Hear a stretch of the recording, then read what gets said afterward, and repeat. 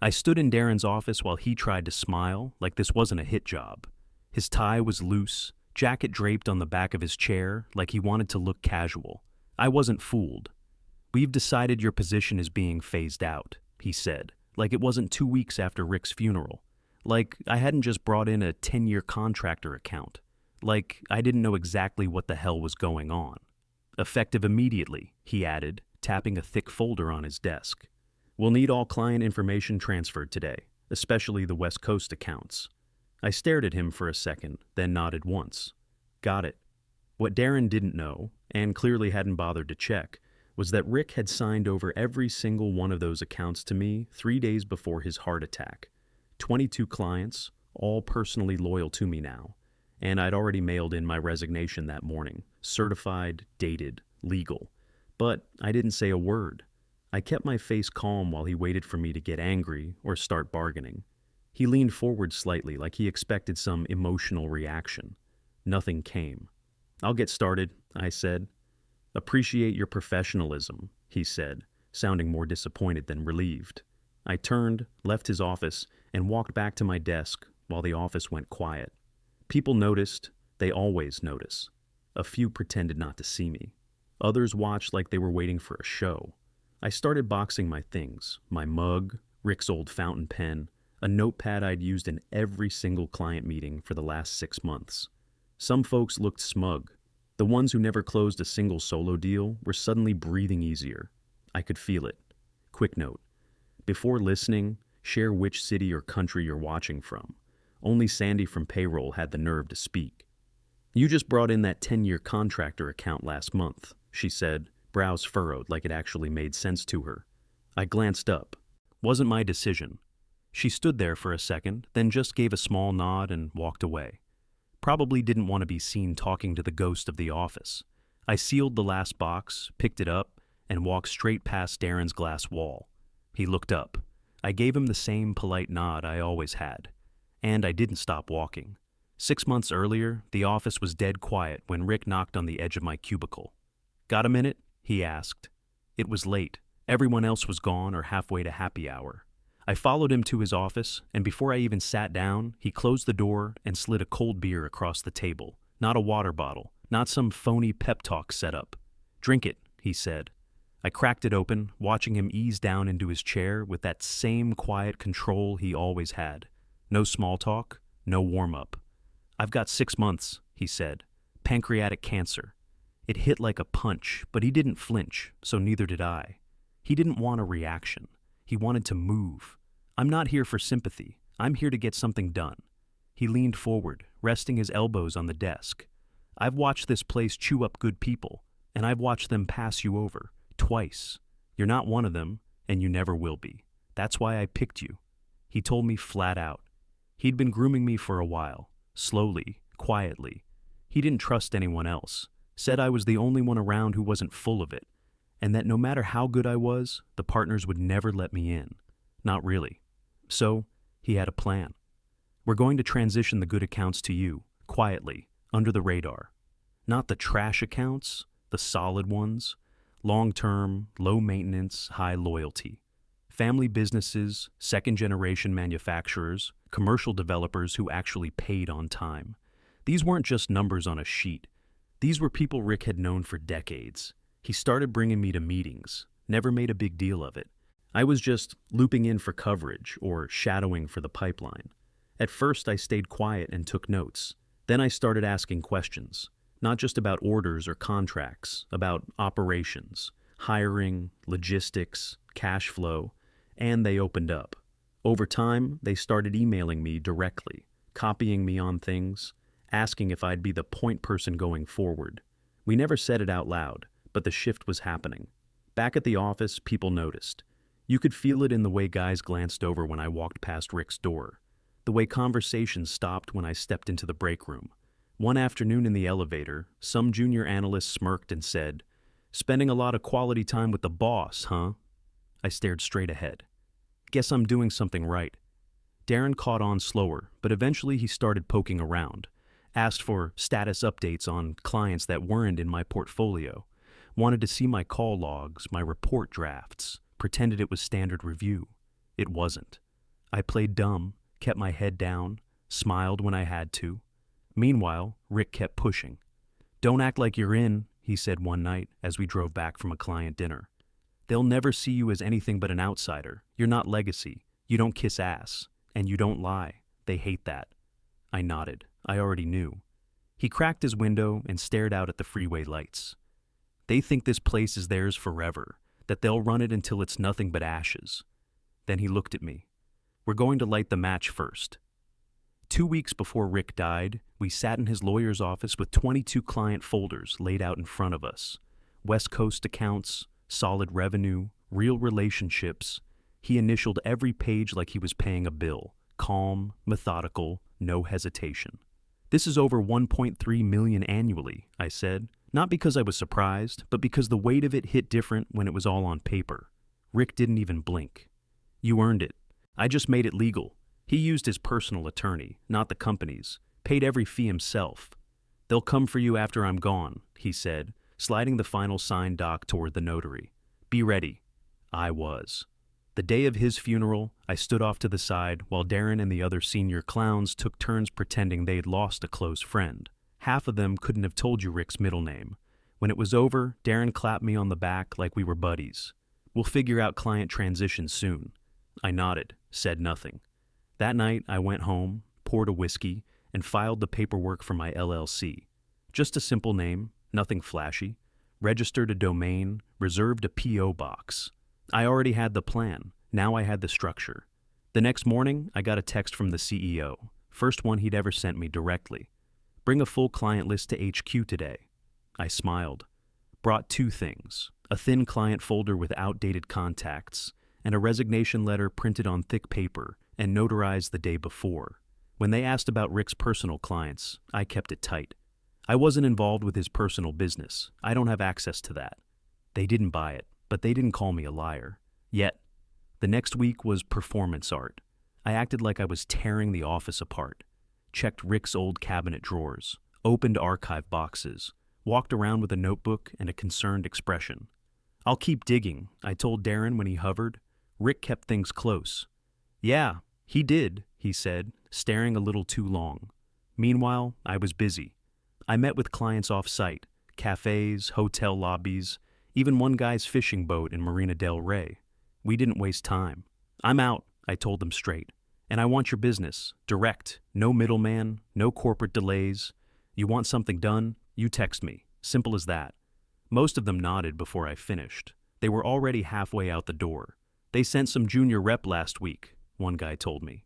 Didn't know the first thing about my logistics chain. Another said, "You're the only one that asked about our hiring freeze last year." That stuck. The company still thought I was playing ball. I stopped responding to internal emails unless they came from HR. Ignored Darren's meeting requests. When he popped by my desk, I was polite, distant, and always just about to head out to follow a lead. Every time I stepped out of that building, I took something with me. Not physical files, just knowledge, trust, and time. The real stuff that kept clients from jumping ship. And every time I walked back in, I gave them nothing. They were looking for smoke. I was already gone with the fire. By the second week, Darren was camped outside my cubicle like a mall cop with something to prove. "Any luck tracking down the vendor history for Brentwood Holdings?" he asked one morning, voice casual, eyes sharp. I smiled. "Still going through the archives. Might have been handled directly by Rick." That was my answer to everything. Rick handled it. Rick filed it. Rick kept it separate. Technically true. Every time I said it, Darren got a little tighter in the jaw. The building felt like it was sweating. People were whispering in hallways, running spreadsheets like their lives depended on it, because they probably did. Forecasts were in the red. Rumors started leaking. I kept showing up every morning, same calm face, same coffee mug. Let them spiral. My inbox was stacked with meeting requests from directors and VPs who hadn't said 10 words to me in the past year. I didn't answer. Just forwarded each one to my new lawyer with the subject line, "Redirect." She told me to sit tight, so I did. Meanwhile, clients started calling me directly. Not corporate lines, my new business number, the one I'd only given out off-site. One guy, Carl from Paso Robles, called, laughing. "You'll love this," he said. They told me they're assuming responsibility for our account. I leaned back in my chair. That right? I told him to go pound sand, said I don't do business with snakes. Another client emailed me a copy of a proposal the company sent, offering a 35% discount just to keep them on board. 35. Desperate doesn't begin to cover it. They think I'm going to stick around for a discount, he wrote. You're the only one who ever returned my calls on a weekend. The company was bleeding and didn't know where the cuts were. Darren finally pulled me into a conference room. We're restructuring some teams, he said. Leadership agrees your role isn't aligned with current priorities. He paused like I was supposed to be shocked.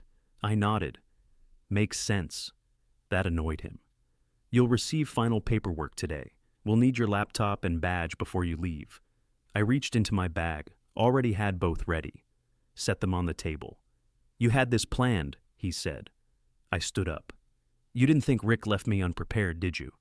I left him there, staring at the equipment like it might explain what the hell just happened. Walked through the office with my head high. No boxes, no tears. I'd already taken everything I needed. The next morning, I parked outside my new office, a beat-up garage near the docks that still smelled like old paint and diesel. I'd tossed down a rug, set up a folding table, and called it a desk. It wasn't much, but it was mine. At 8:02, my phone rang. Company's legal guy, Rothman, dry voice, fake calm tone. We're prepared to move forward with litigation over misappropriation of proprietary relationships. I didn't even look at my notes. Talk to my attorney. Click. That was it. By noon, my first client was sitting across from me on a camp chair with a laptop on his knees, ready to talk strategy. We planned out his Q4 push, lined up 2 potential suppliers, and closed with a handshake and a check. The next day, I started getting calls. Clients were getting spooked, not by me, but by what the company was feeding them. They called my investor, one said. Told them your business was unstable, no funding, no infrastructure. Another client said someone from the old firm just showed up, uninvited, at his warehouse. Started asking my ops guy about your involvement, he told me, like some low-rent audit. I didn't flinch. Rick had warned me, first comes intimidation, so I countered. I made myself too valuable to lose. I gave every client custom strategy proposals, real deliverables, not recycled PowerPoint decks. Sent them new leads from other clients in my network. Helped them lock down local partnerships. I didn't pitch, I produced. One client emailed late one night, "You've done more for me in a week than they did in 2 years." That's what stuck. A week later, a formal envelope landed at my P.O. box. Company letterhead, high-gloss paper, 3 signatures. Offer of employment, VP of Strategic Development, salary, mid-6 figures, corner office, bonus package, executive status. Rick had called it. He said they'd come with gold after the threats failed, and when that didn't work, they'd send a fixer. Sure enough, Darren called that afternoon.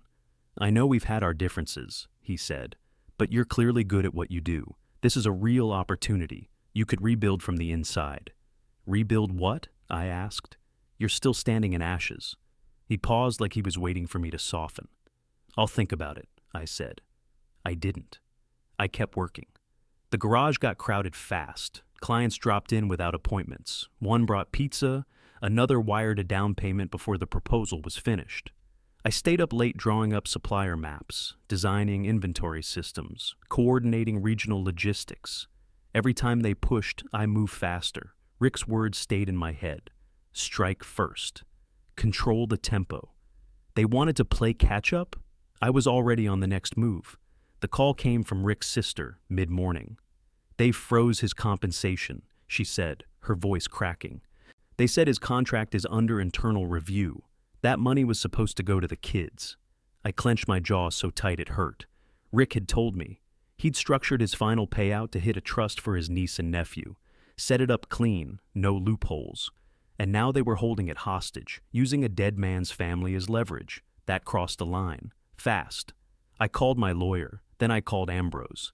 Rick had introduced us once, said he was an old friend from the early days, retired investor, sharp eyes, no tolerance for bullshit. We met that afternoon in a coffee shop near the marina. They're turning this into a siege, I said. Ambrose stirred his tea like we had all the time in the world. Let me talk to some people.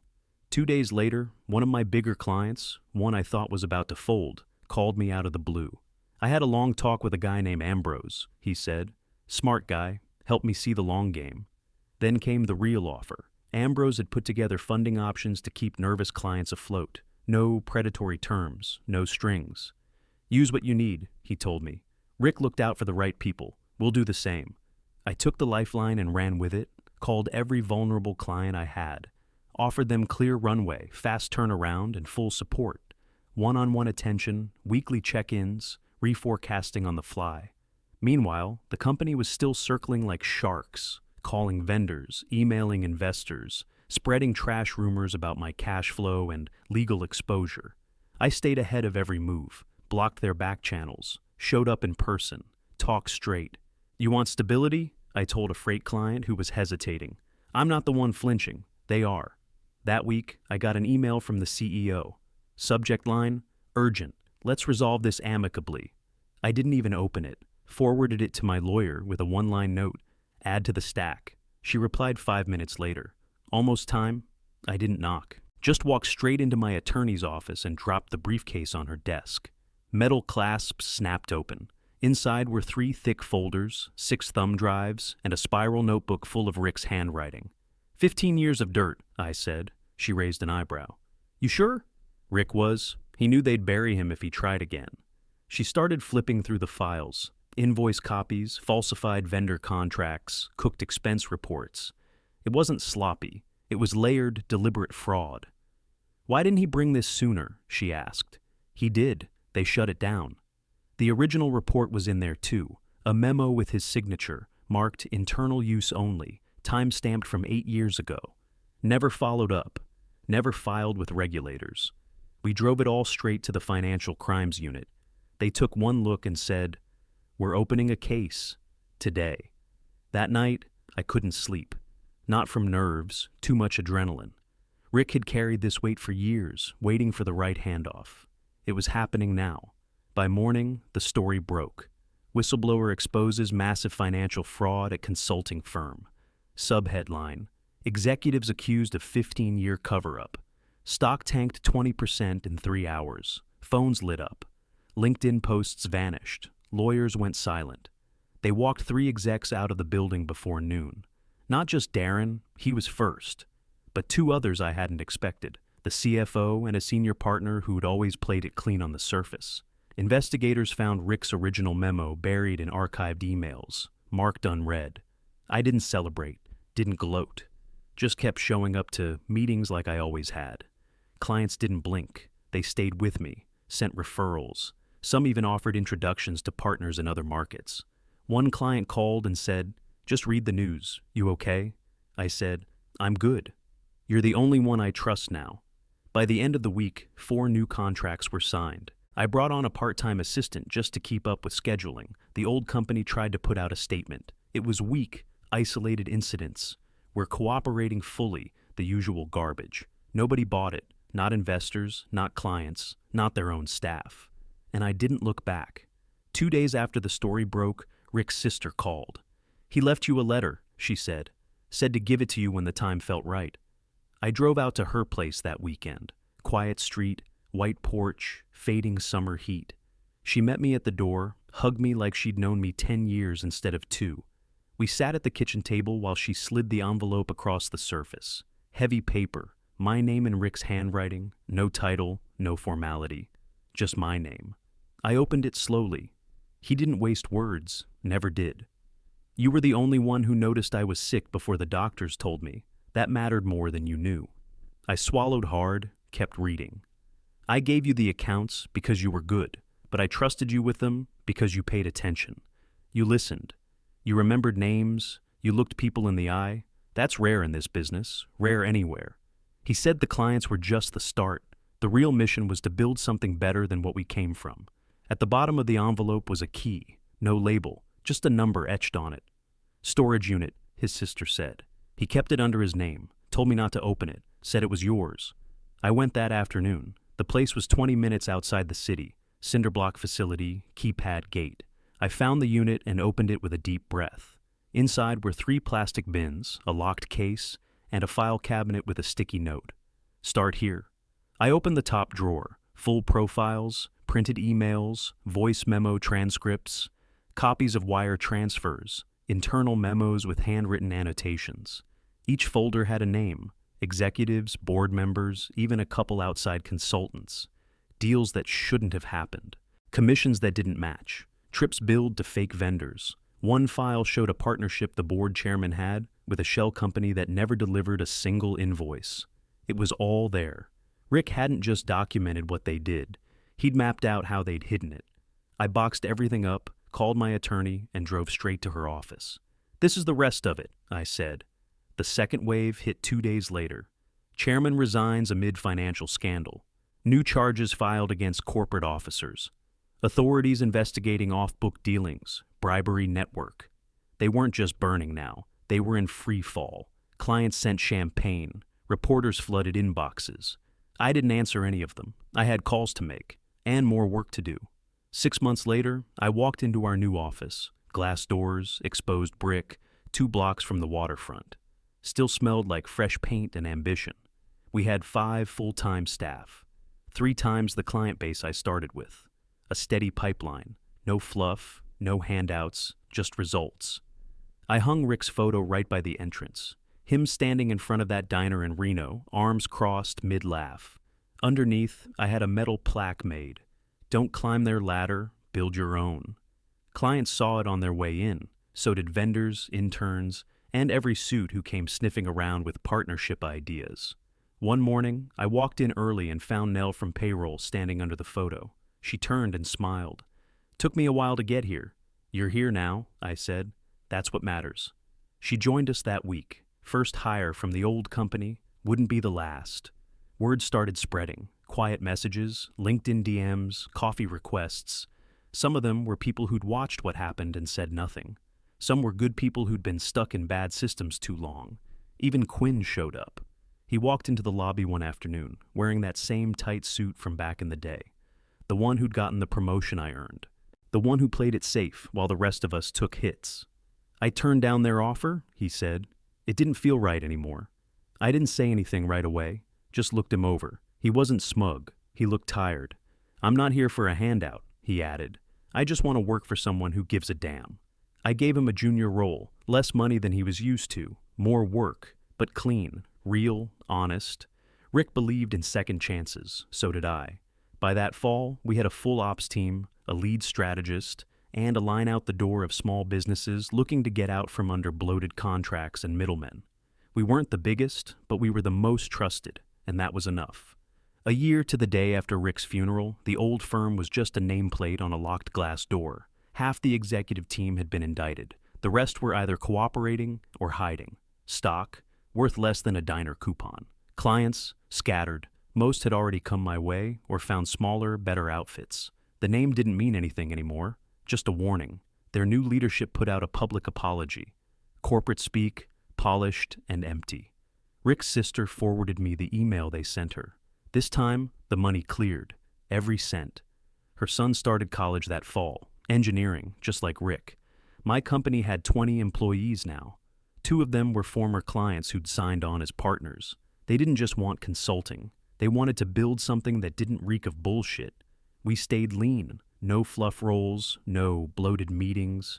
Results and ethics. That was the pitch. That was the product.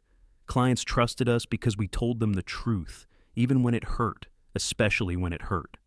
One Thursday, a reporter called. She asked if I wanted to comment on the downfall, said she was doing a follow-up piece. "Can't do it," I said. "You sure? It's a good headline." "I'm not interested in headlines." She paused. "You really don't want to say anything?" I looked out my office window. Boats bobbed near the dock, sun slipping down. "No comment." I hung up and grabbed my coffee, took the long walk down to the waterfront.